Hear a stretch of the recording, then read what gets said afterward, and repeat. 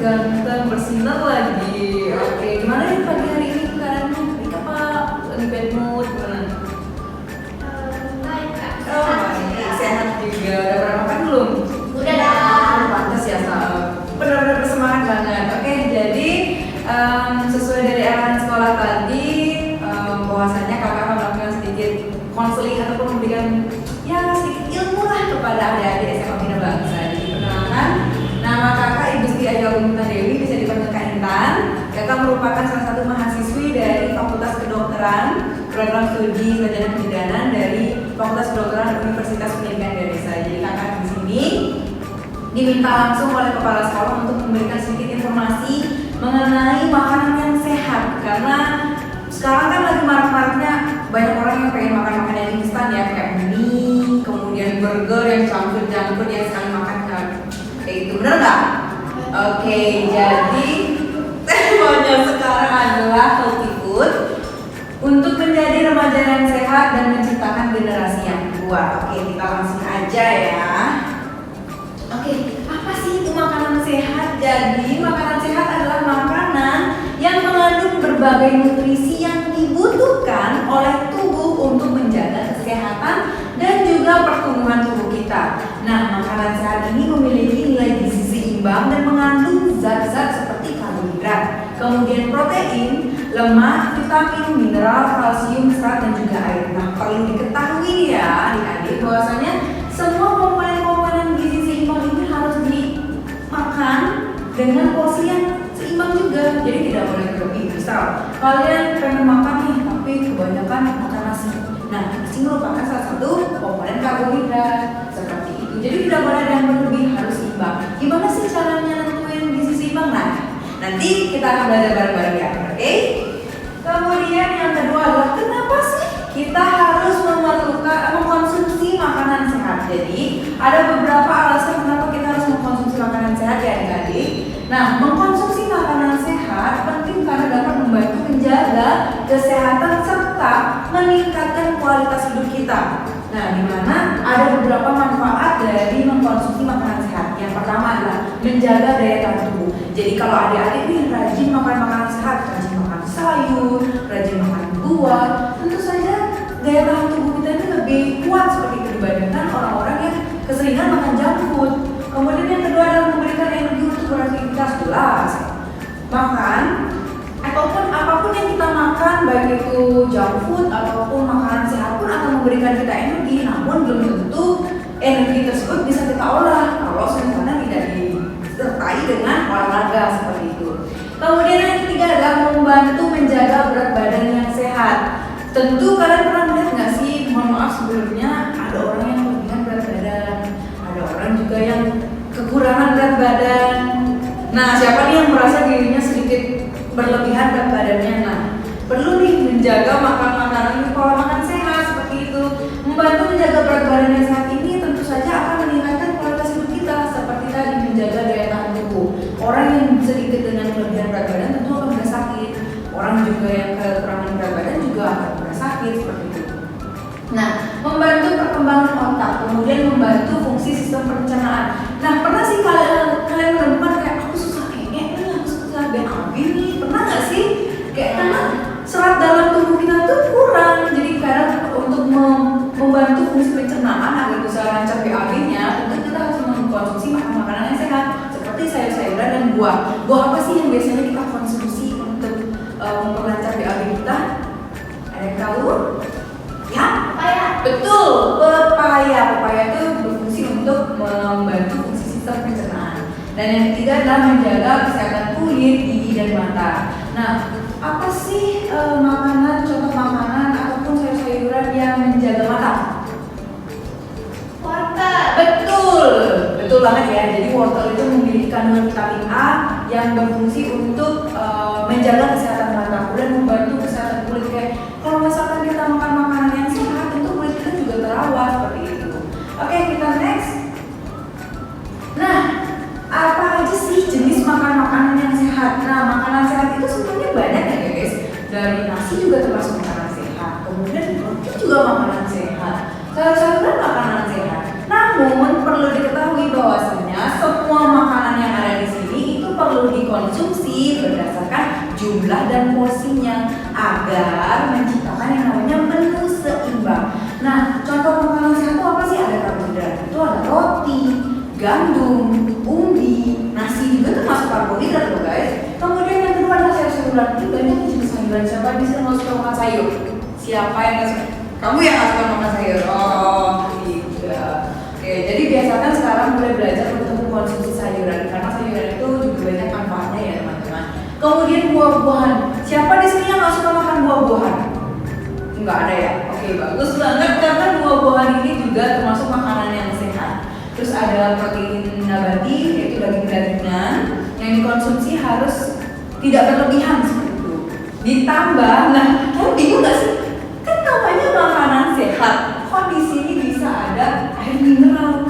Jadi makanan sehat itu akan sedikit akan berfungsi kalau misalkan kita minumannya minum air mineral ya, air putih. Jadi tidak minum es nutrisari, es cekek lainnya. Jadi perlu bahwasanya kita minum air putih saja. Kemudian, nah kita memang udah mengerucut nih. Tadi udah bahas makanan sehat, jenis-jenis makanan sehat. Tapi kok bisa ya? Kenapa remaja itu, maksudnya kayak adik-adik ini memiliki banyak tantangan gitu ya? Tapi di sini kakak mau ngasih sedikit masalah gizi yang ditemukan pada banyak remaja pada saat hari ini adalah yang pertama adalah anemia, kemudian obesitas seperti yang kakak bilang, dan yang terakhir adalah kekurangan energi kronis atau KEP. Nah, anemia itu ada yang tahu? Sebelum kakak kasih informasi sedikit. Oke, nggak ada yang tahu ya, nggak apa-apa. Boleh ya? Anemia itu kalau hemoglobin di dalamnya itu lebih rendah dari normal. Betul, kasih tepuk tangan dulu semua. Oke, jadi benar ya, anemia tersebut adalah suatu keadaan di mana hemoglobin atau Hb yang sudah dipaparkan oleh adik dan teman kalian itu rendah, jadi tidak dalam batas normal. Nah, jadi kalau misalkan remaja itu kisaran 12 seperti itu hemoglobinnya. Kemudian kedua adalah obesitas. Nah, obesitas ini sering kita temukan di mana-mana. Jadi obesitas ini istilahnya kayak kelebihan berat badan akibat keseringan makan makanan yang cepat saji tanpa diimbangi dengan olahraga. Kemudian ada masalah pada pencernaannya dan lain-lain. Yang ketiga adalah kekurangan energi kronis atau kayak ngerasa badannya kurus padahal udah makan banyak. Nah, itu juga termasuk salah satu masalah pada remaja, yaitu kekurangan energi kronis. Lalu apa sih dari dampak masalah-masalah yang tadi kakak jelasin tadi? Nah, kalau misalkan di obesitas nih ada masalah pencernaan, di mana obesitas dapat menyebabkan masalah pencernaan seperti GERD atau bagian tubuh. Jadi seorang obesitas biasanya kan pasti pengen makan banyak ya. Nah, kalau misalkan itu tanpa diimbangi dengan olahraga, tentunya akan memicu GERD atau kayak istilahnya dalam sekarang tuh asam lambung, emas, segala macam kayak gitu.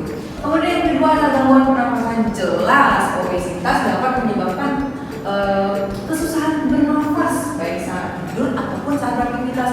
Bayangkan sekarang dengan bobot berat badan kalian yang segitu besarnya, beraktivitas kesana kesini, baru turun satu tangga atau dua tangga mungkin kalau sudah capek dan pasti nafasnya adalah seperti itu, ngos-ngosan seperti itu menyebabkan yang namanya gangguan pernapasan.